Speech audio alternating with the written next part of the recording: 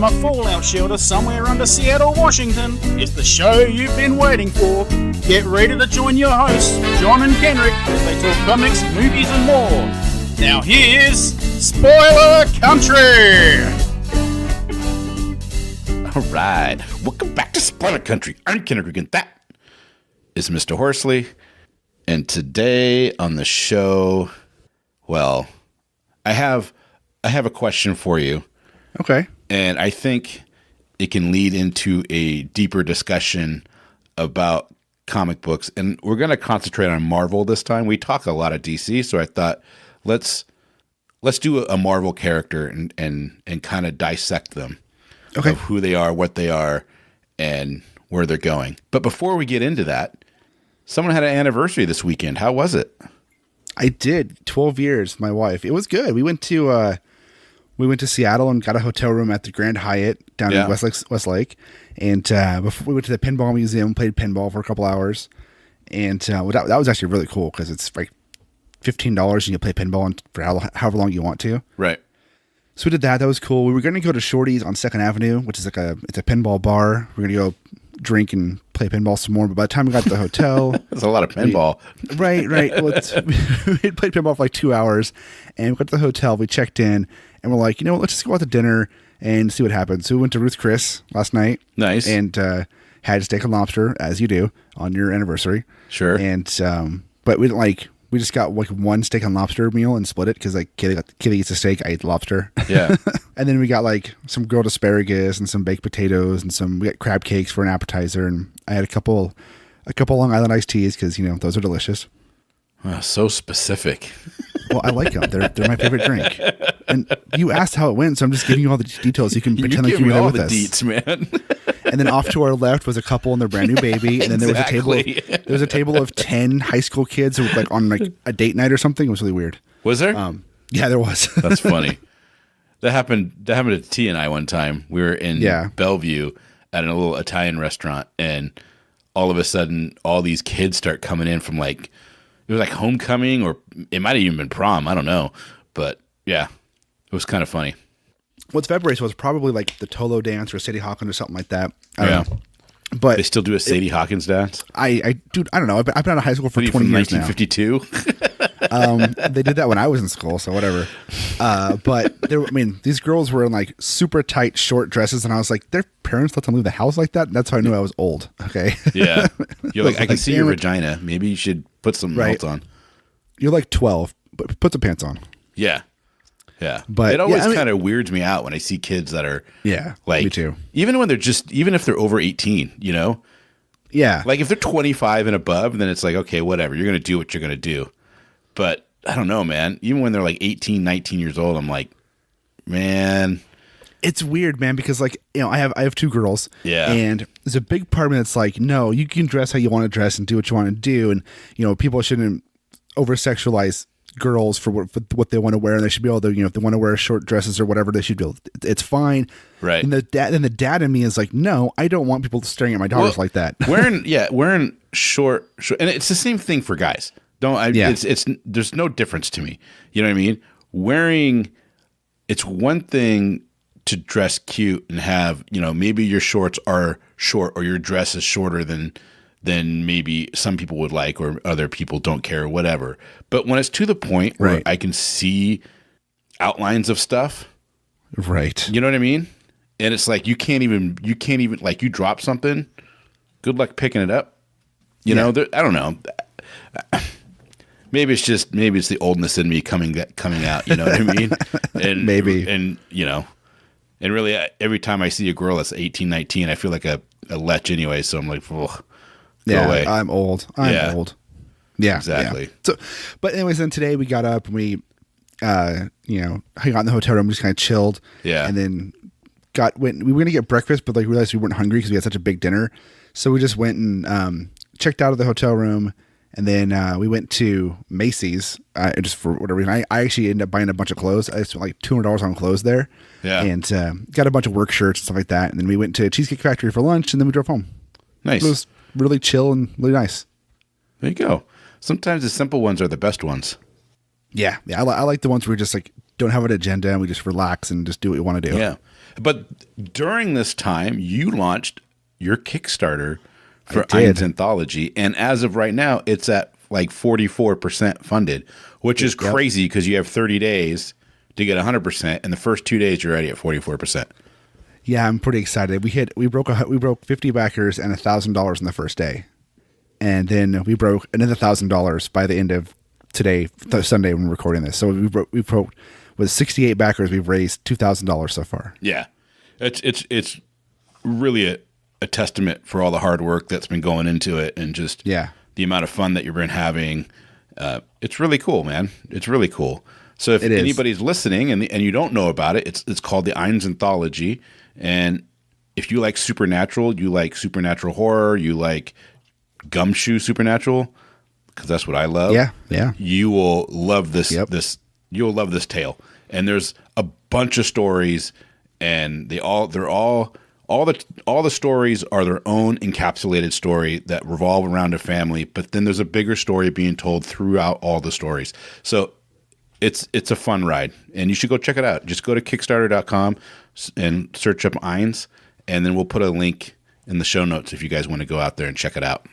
Yep. Or you can go to Eynes Anthology, EYNES, anthology.com/Kickstarter, and it'll redirect you right to the page. Yep. And that'll be in the show notes.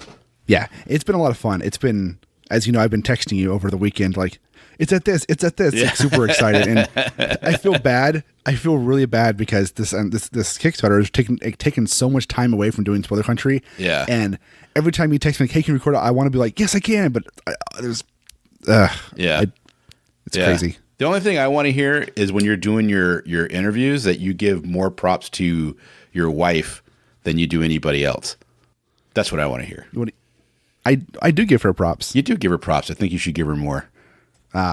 She does deserve some more props. Well, because it was her idea that was, let's get away from you doing the art. Yeah. And try to bring in people. You know what I mean? And it was her that pushed you to do that so that you could have time to do all the stuff you wanted to do.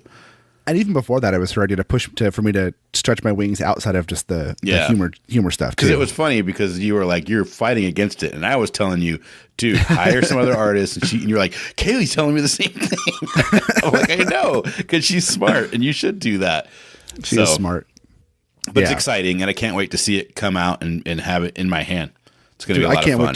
I can't wait to have them all shipped to my house and be like, look, this is the book. And I like post that. I just can't wait to take that picture of all the boxes at my house, and be like, there's so many. Or, right. There's going to be you got to do a video like Stephen Frank does of you signing them all. Oh, I will. It's going to be epic. Yeah. It's going to be awesome. It's going to be very epic.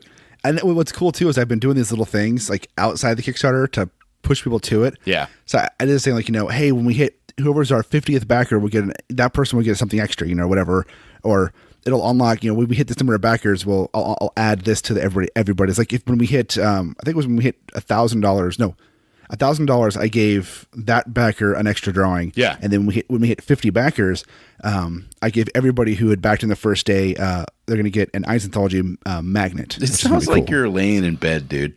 I'm not. I'm sitting at my. It just sounds like you're very subdued. You're not very animated. It's been a long ass weekend, man. I'm sorry. No, it's all good. It's making me laugh because I'm like, this isn't normal, Johnny. But I'm sorry. Finish your thought. I totally interrupted you.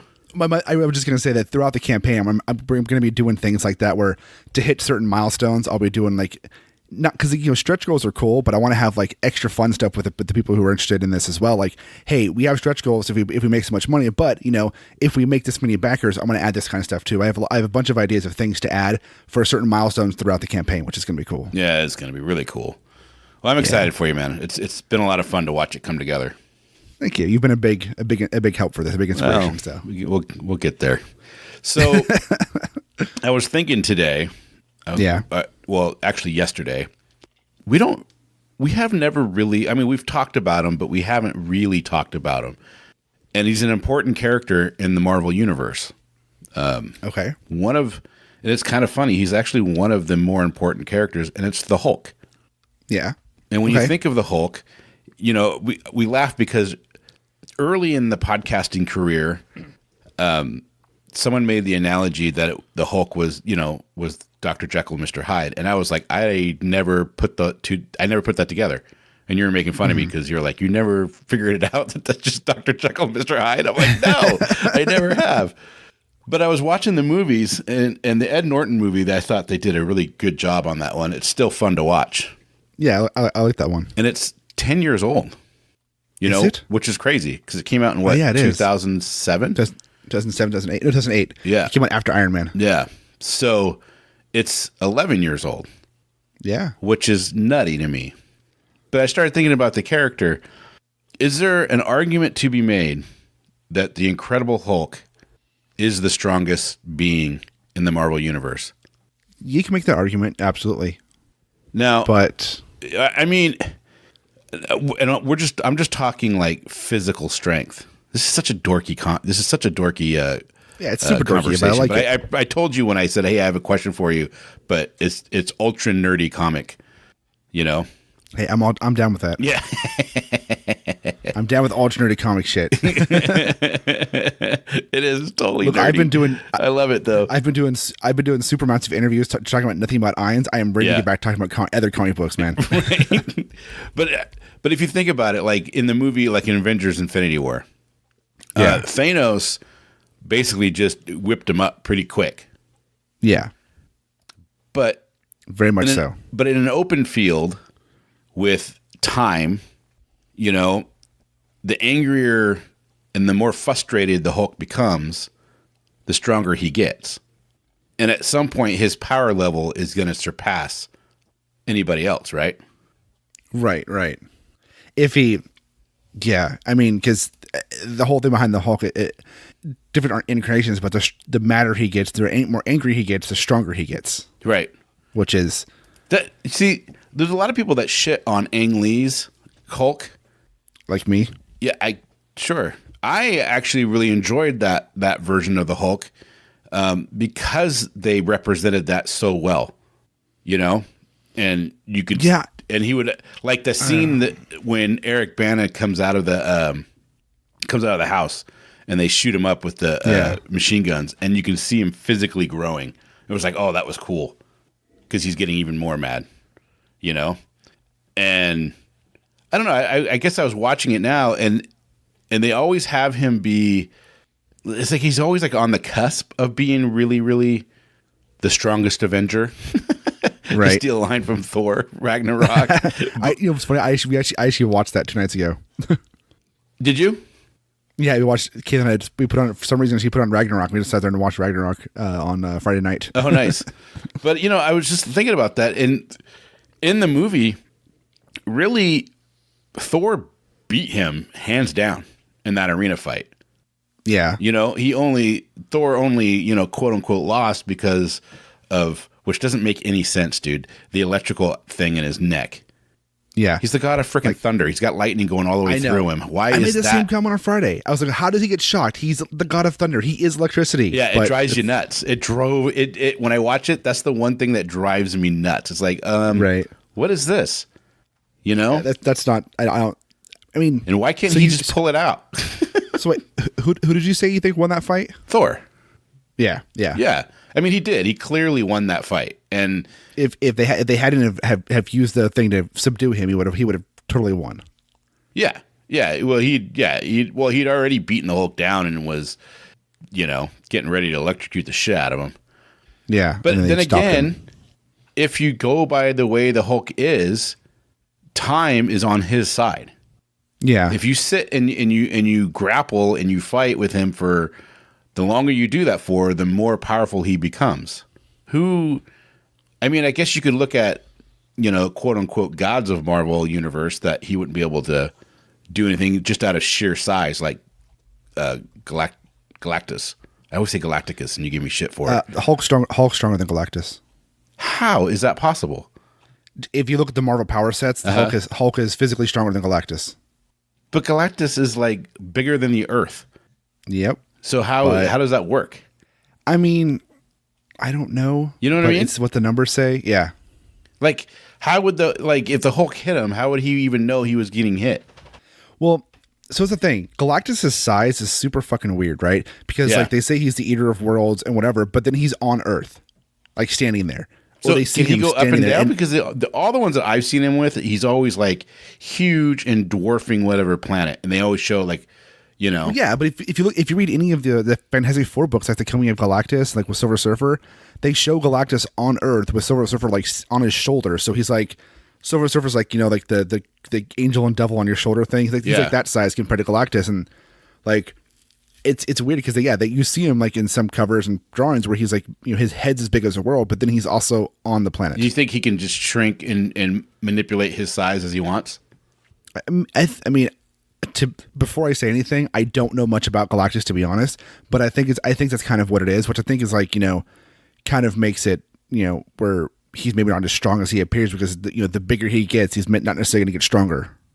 So, okay, so that's interesting. I mean, if he can go down to in size, and he could be of, you know, even 12 feet tall, yeah, then that I could get.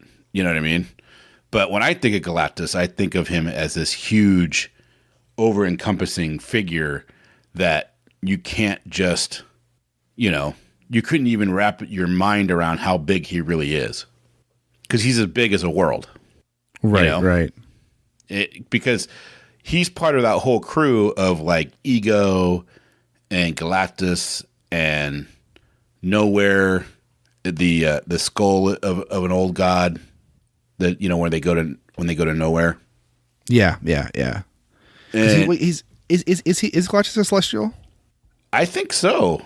That's what the term it was, a Celestial. I wanted to say New Gods, but that's not right. That's DC. Yeah, I know it is. Marvel Celestials. But so you know, there's like this. The Hulk can be subdued, though. You know, the Hulk can be knocked out. He can be subdued. Yeah. So, I mean, the whole thing about Galactus is not on the list of Celestials. Yeah. So you have no, this isn't right. Never mind. Anyways, you know, the Hulk can be subdued. So, I mean, the time thing's not necessarily going to help because eventually, you know, he could get knocked unconscious. Like Thor could shock him to pass out, right?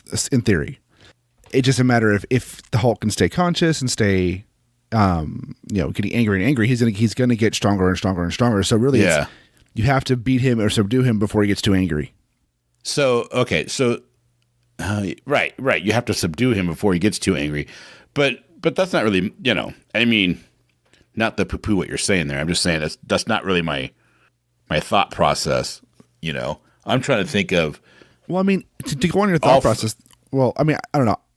I don't know what your thought process is, but to go off what I was saying there, it's like, yes, in theory, with how we're explaining his powers of what, you know, this version of Hulk, that where he gets, the angrier he gets, the more, or the stronger he gets, however angry he gets, you know, he gets getting more and more angry, gets bigger and stronger, he would have to keep getting more angry and getting angry to get stronger than somebody else if they're stronger than him, or to keep increasing his strength. Yeah. So it really would come down to who's he fighting, what's going on, and how's the fight going, because I mean, not everybody's going to be able to keep pushing him more and more and more and more and more. You know, I mean, if you look at the Superman Hulk fight, not to bring DC into this, but it's the one that's on my head right now. Yeah.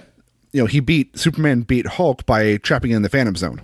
You know, so it didn't really come down to strength, right? Well, right. That's why I said at the beginning, though, we're just talking about physical strength, because magic is different and. Magic and science Hulk is stronger than Superman. I mean, it's Superman's super strong, obviously, but Hulk's going to be stronger than him just by nature of what the Hulk over time, though. Yeah, right.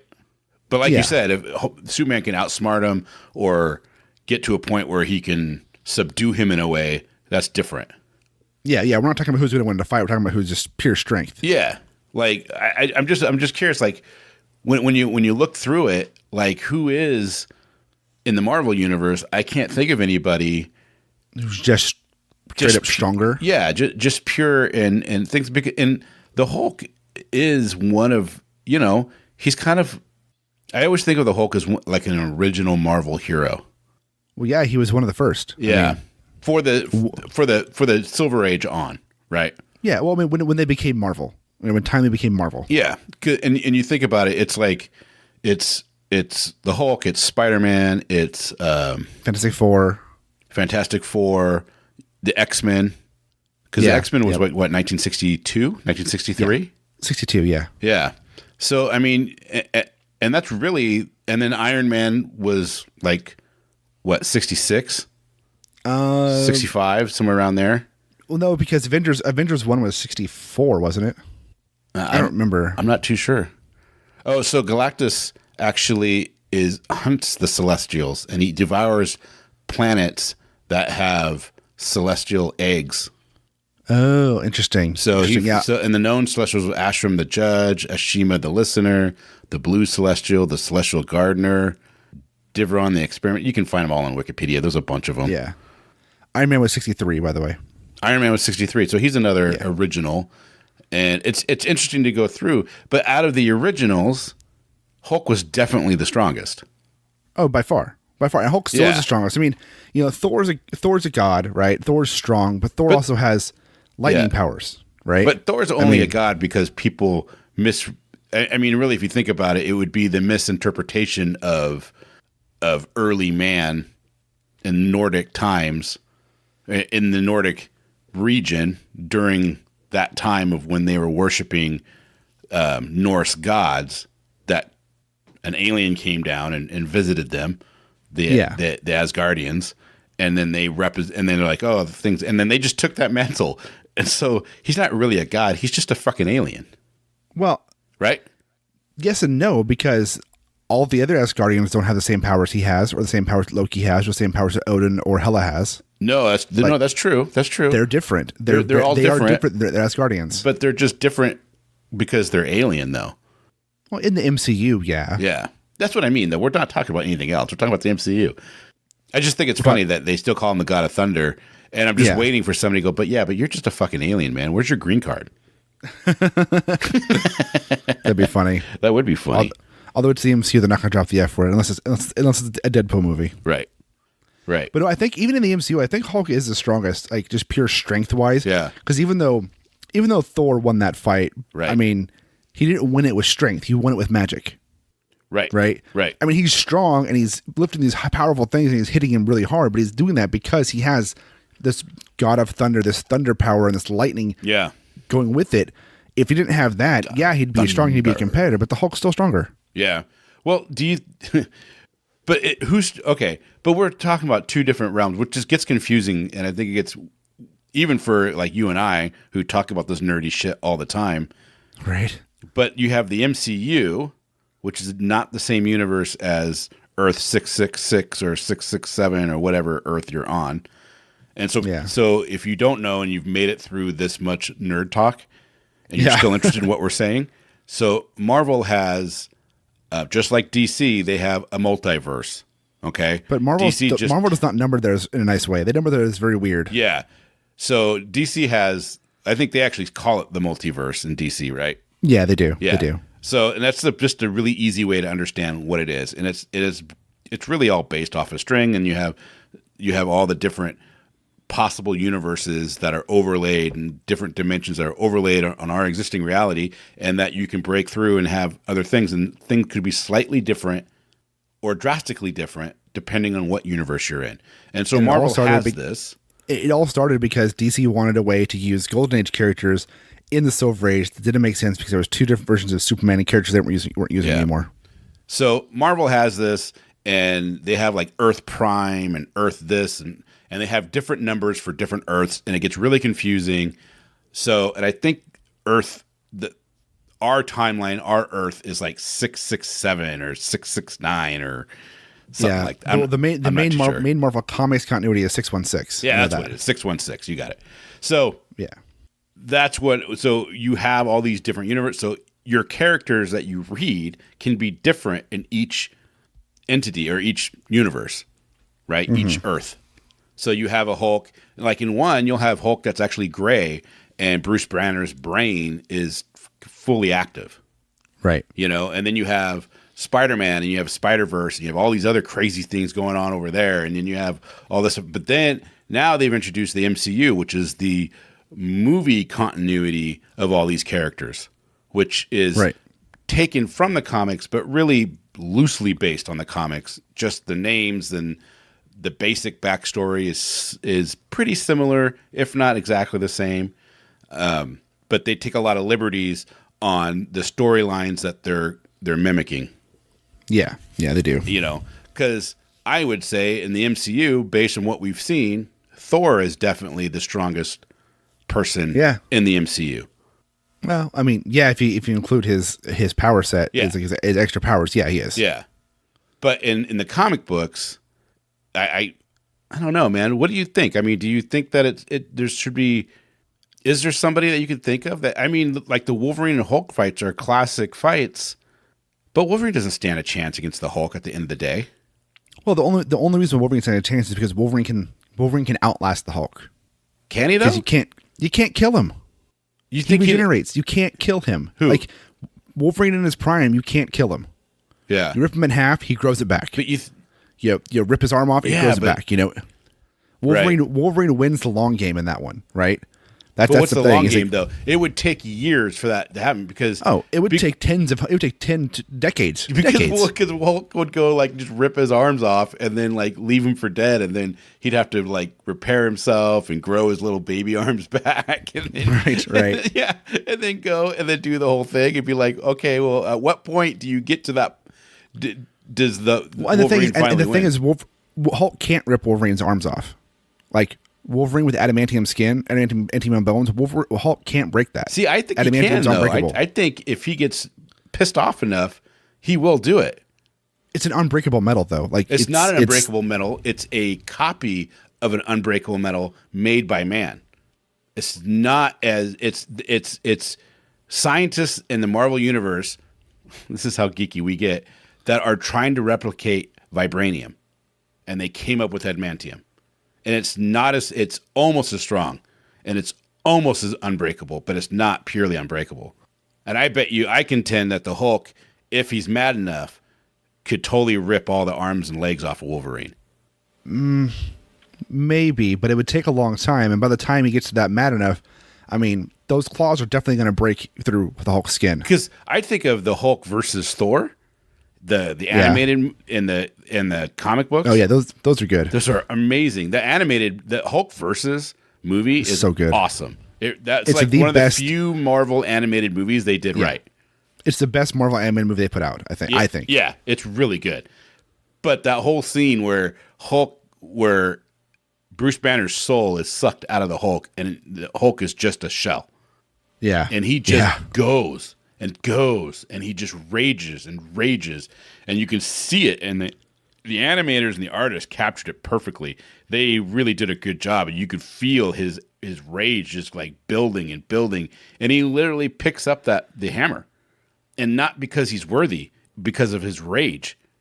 It's nuts. Yeah, I forgot about that. And then he totally beat the crap out of Thor that it was almost hard to watch, because he was beating him so bad. Yeah. You know? I mean, I don't know, without some major, it legitimately made me a little upset in Civil War when there was Hulk versus the Hulkbuster, Iron Man. Yeah. And it wasn't like, it was so hard for Hulk and Iron Man actually won that fight. Like, that didn't make sense to me. Yeah, that doesn't make sense to me at all, because it's just iron. No. It's just Iron Man. That stuff is not made out of vibranium. It's not made out of the super adamantium or anything like that. They have not said anything about his suit being made out of something super, super strong. Hulk is just going to crush that and crush him like a little bug. It's not going to, it's going to be a fight, but it's not going to be that hard. Yep. Yeah. I mean, it was a fun scene. It was a fun fight. And it was cool looking. Go to sleep. It was cool. Yeah, visually it was cool. Yeah. But Hulk should have easily won that. Yeah. Yeah, he should have just ripped the head off and called it good. Especially since he was under Scarlet Witch's guise and was just put into rage. Yeah. And well, that in an Infinity War when he's like, "Oh, you're this beat the Hulk," or something, like Bruce Banner's he has a line about beating the Hulk with the Hulkbuster, and now the Hulk's in the Hulkbuster or something like that. Yeah. And I was just like, man, I don't know about that.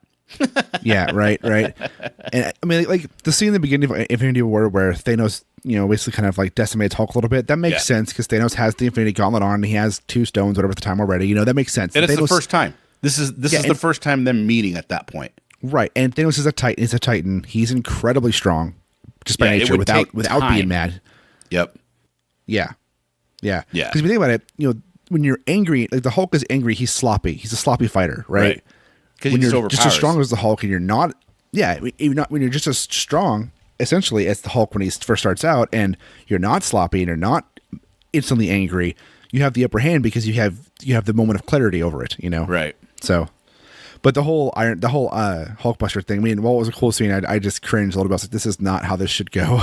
Were you a Hulk fan when you were growing up? Like for me, see, I remember the Incredible Hulk on TV and watching that. That was my first actual introduction into who the Hulk was Lou Ferrigno. I liked the Hulk mostly because he was just an angry guy. Yeah. And did you read the comic I liked books? monsters as a kid, and he was a monster, Yeah. Did you read the comic books? I read the 90s ones where Hulk had Bruce Banner's brain in him, and he got married, and he was Mr. Fix-It. And I read some of those, but I didn't read a lot of them. I wasn't big into reading Hulk comics. I watched him on reruns of the Lou Ferrigno show, which I thought was super cheesy at the time. Oh, dude, I watch those now, and I can't make it through an episode.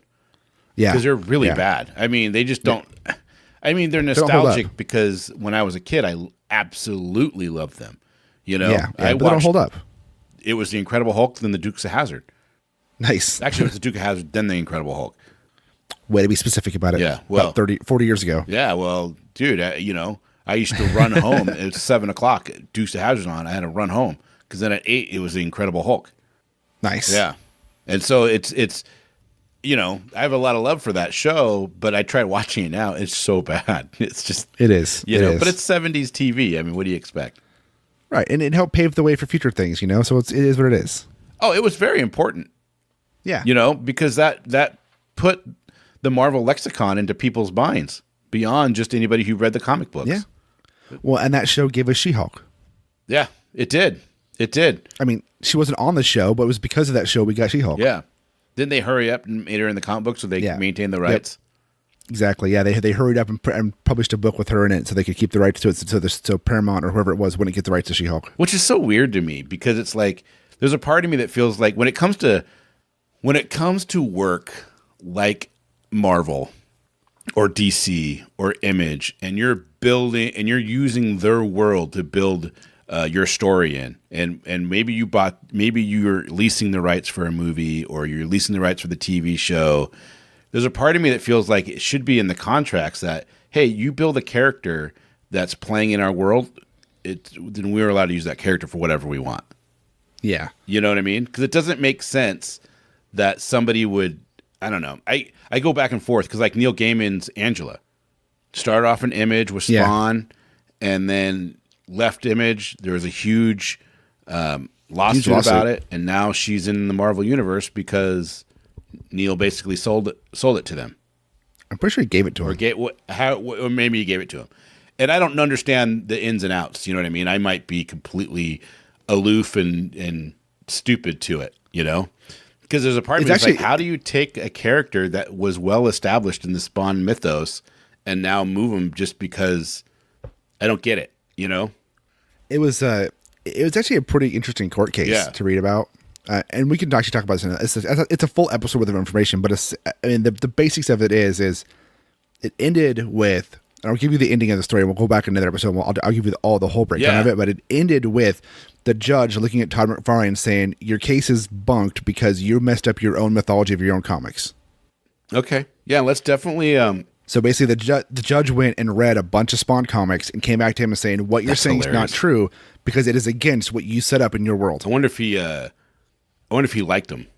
Liked what, the judge? Yeah. I don't know. Like now he's like collecting comic books and can't get enough of them. He's just like sitting in his... He's a big comic fan now. Yeah, he's a big comic book fan now. And he's like, all because of this Todd McFarlane, Neil Gaiman case. And, his wife's sitting in the other room. God, why is he always looking at those picture books all the time? God, I'm made a fucking nerd.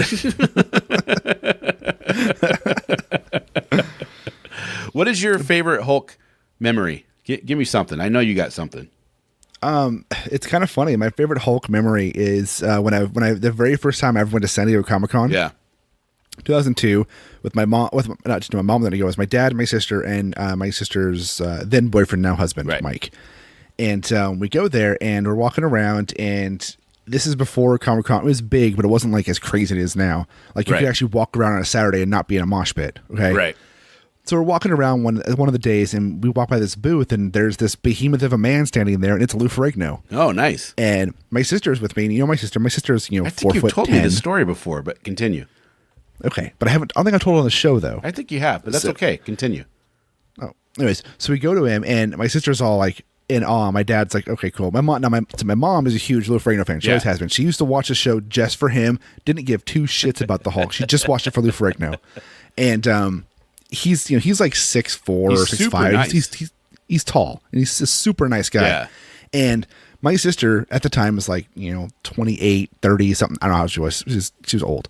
But we go up there. Both those ages are younger than I am now, so damn it, I'm old. We go up to him and start talking to him, and she's like, "Yeah, I used to watch you on TV, and I called you the Incredible Hulk." And he's like, "You called me the what?" She's like, "The Incredible Hulk." He's like, "Why'd you call me that?" She's like, "I was 4." And he was like, "Oh, damn." And then it was kind of funny. Then he ended up giving us we bought a print from him, or bought a poster from him, and then he gave us another like 8x10 sign for my mom. Yeah, and sign it to my mom and stuff like that. So my mom has a big like 24-inch giant poster of the Hulk signed by him, and that's cool. An 8x10 black and white of like him, like his Mr. Universe, whatever, his bodybuilding, just buff guy. Dude was huge, man. Dude is huge, and he's super nice. Yeah. And we talked to him for a couple minutes, and he was such a nice guy. Yeah, yeah. So my favorite Hulk memory, and it's all around the TV show for me as well, because that's like, I never read the comic book. I like the comic book. I love seeing the comic book in my local comic book store and seeing the covers and everything. And I knew a lot of important storylines came out of the Hulk. Right. You know, right. And there's a lot of like important books, like, well, the first appearance of Wolverine. Yeah. You know, and the first Prince of Wendigo, for example. Yeah. Yeah. First Prince of Rocket Raccoon. Because that's the one. Yeah, Rocket Raccoon. And there's other ones too. Yeah. And his like number one is hard to get because, well, that's just a time there's like the first 6 are hard to get. Yeah, because like there was some damage, right, or something happened.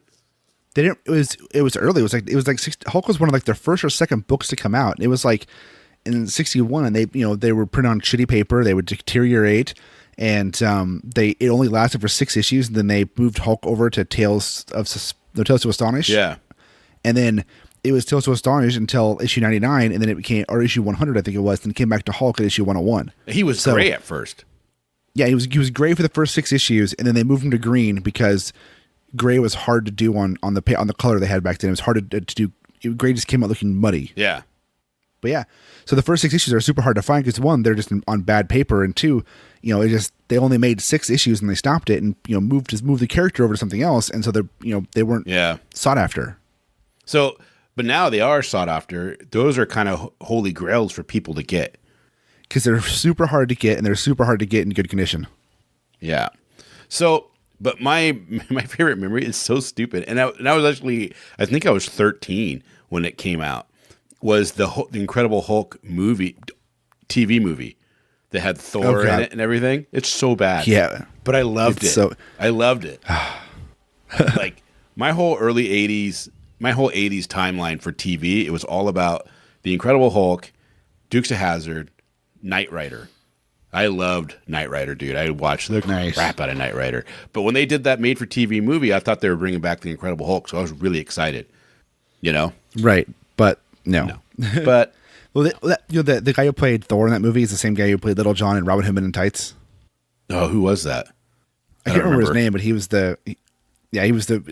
also plays the dad on Good Luck Charlie on Disney Channel when that show was on the air. But he's a funny guy. But yeah, they made a couple TV movies. They made that one. But that was the first one, I think, right? Yeah. Yeah, and they made the one with Daredevil, where Matt Murdock was his lawyer. You know what character they're just now bringing into the Marvel Universe that was on the show? Who's that? Was the Old Man Hulk? Old Man Hulk? Do you know that episode? No. Yeah, it's like his grandfather takes the serum, and they have a huge fight, and it becomes like this old guy turns into an old Hulk, and then Bruce Banner, which I don't think he was Bruce Banner, right? Didn't they call him something else in the TV show? He was David Banner. David Bruce Banner. Yeah. Because Bruce was a name for a gay man. Is that really what it was? Pretty sure, yeah. Jesus, grow some balls. Anyways. They changed to David. it was either that. Okay, so it's either that, or it's because they wanted some different from the comics. I can't remember, but I used to always use the legend of they changed it because Bruce is the name of a gay guy. And I thought it was stupid. That is stupid. But anyways, that might not be true. I don't know. Yeah, there's an episode where it's like his grandfather or maybe his uncle or something like that. Maybe it was even his dad. I think it was his grandfather though. Took the serum. Took a serum that made him the Hulk as well. And they had a huge fight at the end. It's a famous episode. Did they find some old guy who's really buff to play the outfit? Well, I had to go back and watch it now because it might have been that I was like 6, so everybody seemed like an old guy to me. Right. And he was only in his 40s. I don't know. Right. And now you're the old guy? Yeah, because I kind of in my mind, I have a guy that like a character actor that was in a lot of stuff back then that I can see in my head played him, But I think they're just now introducing him in the Marvel comic book domain, which is interesting. I know they're doing like an old man Hulk or something like that, but I think it's a little different. Yeah, I don't know. I'm looking it up right here. I see the picture. I looked up on my phone and I see a picture of the old man Hulk guy, and he's not really old. He's like in his 50s. Yeah. But but I was like 6, so that was ancient to me. Yeah. Just like how I just said 30 was ancient to me, and I'm like, shit, I'm 36. I'm gonna be 37 next month.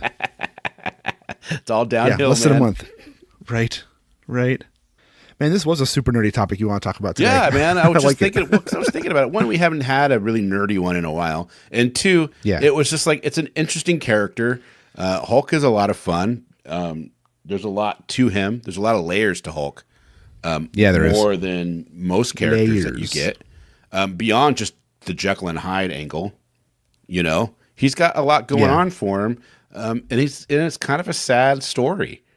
It's super sad because you feel, once you realize in different variations, like you realize that either Bruce Banner and the Hulk are two different entities, right? So it's two different people living in that one body and sharing it. And they're both very different. Or there's also the notion of the Hulk is Bruce Banner's inner anger coming out or whatever. Well, right? So it's kind of always think of him. I know that they always classify him as basically dual personalities fighting over the space of the mind, I guess you could say. Right. But I tend to more lean towards the fact that they are one person, just two aspects of the same mind. And that Bruce is always trying to get rid of the Hulk, but he never can because he is the Hulk. And to get rid of the Hulk is to get rid of himself. And so exactly.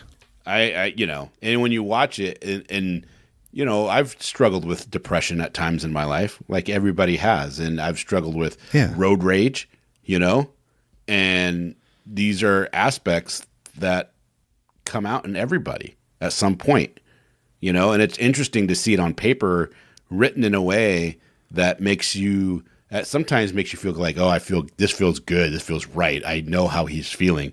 And he just wants to, Hulk smash and Hulk bash, and you're like, oh, I can totally feel this, and I like it.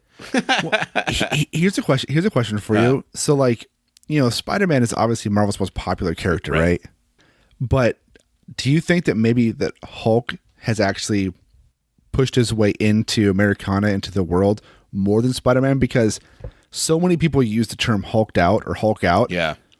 And don't even know what it's from. Right. Don't even understand that they're being total geeks at that moment. It's worked its way into the lexicon of the world. And it's so, I don't know if honestly, if he's more popular, he might have really subjugated himself into the shared mindset of society where, we all have a shared knowledge and we all have a shared experience, globally, not just locally.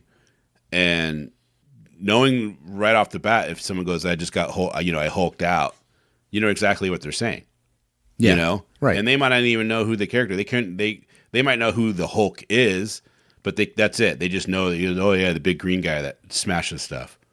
Right. I think it speaks kind of volumes to that character, Spider-Man's way more popular because people know more about Spider-Man or whatever, but I think if it comes into like just everyday use of knowing things, Hulk's up there. You know what's funny, Johnny? That's the same reasoning that remember we were having the conversation about Luke Skywalker and Darth Vader, and we were talking about characters that are people just know, and super popular, and you told me Right. that you had friends that have never seen Star Wars, and so they might not know the characters. And I contend, like, anybody who says they don't know who Darth Vader is lying, because you cannot, especially if you grow up in America or you grow up in any first world country, right? It is so pervasive in everything, marketing wise, and people quoting the movies. I mean, people have been quoting Luke, "I am your father" since 1978. Right. You know? And so it's like, anybody who says they don't know who it is by seeing a picture of Darth Vader, they're going to say, "Oh, yeah, that's Darth Vader." You know? And it's the same type of thing, though. You see a picture of the Hulk, you know that's the Hulk. And then on top of that, the fact that Hulk smash, people say that. Right. You know? The Hulk smash or Hulk out or whatever. But I think you picked the right one. Oh, they totally hulked out. And it's kind of funny, too, because that actually it can mean two things, right? Like I hulked out, like I got really angry, right? Or I hulked out because I went and I worked out, and dude's huge, man. He's like the Hulk. Right. You know? Did you know the line, "Luke, I'm your father"? That's not the actual line from the movie. What's that? Did you know that the line, "Luke, I'm your father"? He never actually says that. Like, that's not from the movie. He doesn't say that in the movie. Okay. He says, "No, I am your father." He never says, "Luke, I am your father." He says, "No, I'm your father." Yeah. Okay. He said, because Luke goes, "You killed my father," and he goes, "No, I am your father." But the line, "Luke, I am your father," is a misquote. That's never the line from the movie. Yeah, but I mean, it's basically the same thing. Well, I mean, okay, but it's interesting. Yeah, because it is interesting. That line's been quoted for 40 years, Yeah. but it's not an actual. Just like the whole, like, there's so many lines like that in movies that get misquoted. Yeah. That people will say verbatim. And it's like, well, it's close, but it's not actually what was said. It's interesting. You got the feeling right, but you totally misquoted it. They'd buzz you on Jeopardy. Yeah. Right. Like, nope, you're wrong. Survey says you're wrong. It's totally true, but it's a little pedantic to correct people on that line, isn't it? Is it though? Yeah, I think so. I mean, it's an iconic line, but it's also a misdone line. Iconic? No, I am your father, or Luke, I am your father. What do you hear more? You hear more Luke, I am Isn't your that father, funny? because people say it wrong. Yeah. What's another line like that? But if you say that in context of the movie, like, "You killed my father, get it right. Luke, I am your father," it doesn't make sense. Yeah, you should get it right. Yeah. You're going to say it and quote the movie and say, you should get it right. It's interesting. Yeah. What's if you can have any Hulk comic, what would it be? Any Hulk comic, what would it be? I mean, Hulk #1 would be super awesome. Yeah. But I'd probably pick I don't know, man, because Hulk 181 I'd want, but I don't want it because it's a Hulk comic. I want it because it's Wolverine. Right. Or 180. I want it because the Wolverine issues. I think for me it'd be Hulk #1. It's either going to be #1 or Hulk 101, which is the big premiere issue when it goes back to being Hulk. Those are both really cool issues. Oh, really? Yeah. Ooh, that'd be interesting to get. But that one, that's obtainable. Yeah, 101.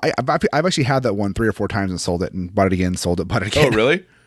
Yeah. I mean, it's worth a couple $100, not too much, but I'd get it in trades and I'd have it for a while. I'm like, oh, I'll sell it. Then I'd get it back. I'm like, oh, cool. I got the Hulk 101 again. Then I traded it, but then I traded again. Yeah, I think I would go with Hulk #1.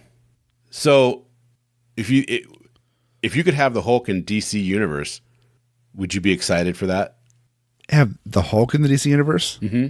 Like, say Marvel went out of business. Like, if Marvel went out of business, what do I want? And they're saying, hey, actually, here's the question, dude. Here's the question. Marvel goes out of business. They have a fire sale on characters. What characters do you want DC to grab? Give me 5. What's your top 5 that you're like, we have to have these 5? We pay anything we can to get these 5 in the DC universe. I'm going to answer it in ones that I think that would fit in the universe, not ones that think they're making money. That's fine. Whatever ones you want. This is a personal to you. There's no wrong answer to this. No. I just want to clarify that I'm answering about which ones that I think fit best, not ones that I think we best characters. Geeking out, man. Thor. I love this. I think Thor would be a good grab because Thor and Wonder Woman can mix really well together. Yep. That would be an amazing combo. Could you imagine that miniseries? That would be amazing. It'd be awesome. I think they should grab, Spider-Man, just because the whole mentor-student relationship that like Spider-Man could have with literally any of the big 7, but it wouldn't be really mentor-student. It would be Spider-Man being Spider-Man with this all-powerful character that he's probably actually stronger than. Yeah. It'd be funny to see how annoyed Batman would be with Spider-Man. Right. And then how, and then he'd try to beat him up and Spider-Man would just put him in his place every time. He'd get so the dynamic pissed off. between Spider-Man. Yeah. The dynamic between Spider-Man, Batman, and Superman would be awesome. Yeah. Because Superman would be like, whatever, man, he's funny. Exactly. I mean, Batman would just be so annoyed. Yeah. Right. I think it'd be cool if they brought over, let's see, who else? So we got Thor, we got Spider-Man. Yeah. It's a good question. It's a good question because I'm like, oh, Wolverine. I'm like, no, Wolverine would not be a good fit for DC at all. He wouldn't be. He'd be a good bad guy in the DC universe. He'd be a good bad guy, but no, that would change his dynamic. It would. I don't think Hulk would be a good grab for DC. No. I mean, maybe they could do a lot of cool. Actually, maybe Hulk would be good because they could do a lot of good stuff with like him and Superman, or him and Wonder Woman, or him and other stronger characters, and trying like Wonder Woman. I don't know, certain characters trying to calm him or keep him from being a bad guy. So who we got so far? We got Thor, Spider-Man. We got 2 more for you. If I had to pick 2 more, I don't know. This is tough because I'm trying to think of names off the top of my head, and I can't think of names off my head. They don't have to be good guys too. You can get bad guys as well. No, I know. I'm trying to think of, but Marvel doesn't have the best bad guys, you know. And they have some good ones, but like I wouldn't want to bring over Magneto. Like I know my list. I'm already thinking of my list. Well, I'm sure you asked the question. You've cheated. No, I'm not, dude. This question came off the cusp. I'm just hearing you go through though. You've picked a lot of the ones I would pick as well, but there's a couple of them that I already know. Like I wouldn't pick Magneto because I think while Magneto's a great character in the Marvel universe, Magneto only works with the X-Men. Yeah. So the only way to bring over Magneto would be to bring over the X-Men, which I don't. The team. The X-Men team would work in the DCU. It would. It'd be different, but it would work. But I don't want to say that one. I mean, if you bring over the hero, you bring over the bad guys too. So if you bring over Spider-Man, you bring over Goblin and Sandman, all the Rogues Gallery too. He's got a great Rogues Gallery. He really does. He does. There's really only 3 characters that have like super impressive Rogues Galleries, and that's Spider-Man, Batman, and Flash. Like, everybody else has bad guys, but those 3 have Rogues Galleries. And Superman kind of has one, but not really. But I mean, not compared to those 3. Right. I would. Dude, I don't know. I don't know who else to be. So you just got the 3. For now, I'll see if I can think of more. I would do the Hulk. Okay. I would do Silver Surfer because the whole Fourth World and the New Gods, Silver Surfer just fits right in there. Yeah, he would fit in there. Even though I think he's lame, he would fit in. He would fit in really well. I think the Silver Surfer doesn't give a fair shake. I just don't think he's been. He's a silver dude on a surfboard flies through space. He's fucking rad, dude. I mean, that's literally his name. I don't know. I've always liked Silver Surfer. And I would bring over Spider-Man because of what we discussed. And I would bring over... sorry, I had to scratch my eye there for a second. When I say Silver Surfer, Spider-Man, I would do Thor Hulk. Because of the Wonder Woman connection. You just can't let that go. Yeah. And then I would do Blade. Because I think Blade would be a lot of fun in the DC universe. Really, a vampire hunter? Is there a lot of vampires in the DC universe that I don't know about? Well, you got lots of multiverses. You can put them in the Blood Rain. You can put him. You can put him in the Batman realm where Batman's a vampire. And Batman vampire versus Blade, that'd be a good fight. And then the last one I would put in, and this is hard. It gets hard when you think 5 is hard, because there's a plethora of people. But I think for my 5th, I would probably cherry pick. I mean, I could go easy and bring in my character that I love and bring in Magic, but I wouldn't. I think I'd bring in the Punisher because the Punisher versus Deadshot would be amazing. And that'd be cool. The Punisher fits in the DC universe because the DC does a really good job of having scary criminals that are not super powered.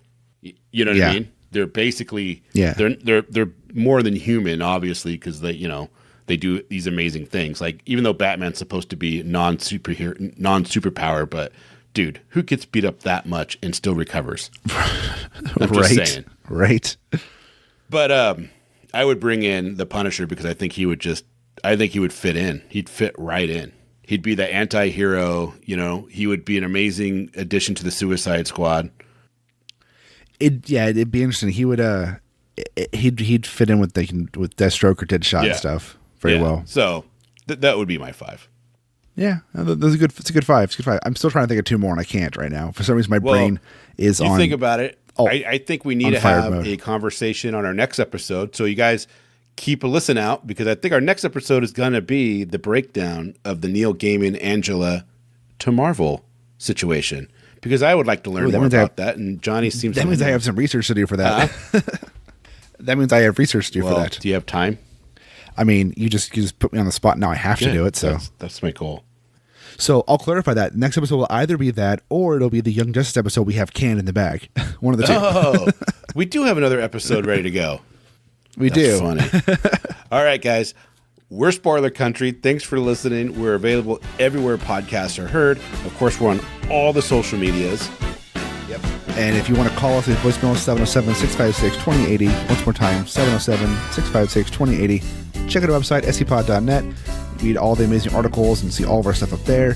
If you want to shoot us an email, spoilercountry@gmail.com. And definitely go to eynesanthology.com/Kickstarter and back my book. You know you want to. That's right. You definitely want to. When you guys go, don't forget to open that mind. Read more.